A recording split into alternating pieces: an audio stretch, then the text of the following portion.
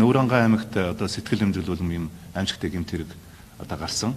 За энэ бол үндсэндээ бол манай боловсролын салбарт байгаа мэрэгжлийн боловсрол, за дотор байрны орчин, сургуулийн орчинд ер нь Монгол хүүхэд өөрөө эрүүл аюулгүй байдалд одоо ингээд сурч амьдрах, боловсрох ийм нөхцөл байдал одоо ямар эрсдэлд орсныг бол харуулсан юм том аимшигтэй гэмт хэрэг боллоо. За энэ дээр бол бид нар шатны бас энэ удирдлагуудтай хариуцлага тооцохоор аймаг орон нутгийн удирдлагуудтай ярилцж байна. Өвөрөнгө аймгийн боловсролын газар, за Өвөрөнгө аймгийн холбогдох сумын удирдлагууд, сургуулийн удирдлагууд, дотор байрны удирдлагуудтай бас тодорхой хариуцлага тооцох тухай асуудал ярьж байгаа. Тэгээ энэ бол үндсэндээ өнөөдөр гарчиж байгаа гэмт хэрэг биш. Жил бүхэн ер нь энэ сургуулийн орчин, дотор байрны орчинд маш их олон гэмт хэрэгүүд гардаг юм байна. Энийг олон нийтэд мэдээлдэггүй байсан болохоос биш. Тэгэхээр энэ асуудлуудыг цаашдаа бид нар энэ хуулийн хүрээнд эрх зүйн шинжилгэүүдийг их зайлшгүй шаардлага байна.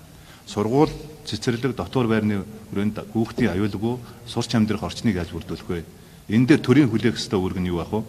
Сургуулиудын хүлээх үүрэг яах вэ? Эцэг эхчүүдийн одоо хүлээх, асран хамгаалагчдын хүлээх үүрэг яах вэ гэдэг бас одоо хуулийн хилцүүлийн хамгийн гол асуудлын нэг нь энэ юм байна. Энэ дээр бид нэр хамтарсан шалгалт оруулсан, дүгнэлтүүд нь гарсан одоо ингээд хуулийн байгууллагаас одоо шалгагдаад тодорхой хуулийн байгууллагуудын юунууд гарах байх, дүгнэлтүүд гарах байх. Энэ манай хуулийн өнөөдөр амин сүнс бол ерөөсөө боловсролыг мэрэгжлийн тогтолцоонд, мэрэгжлийн томилгоо хийдэг болёо.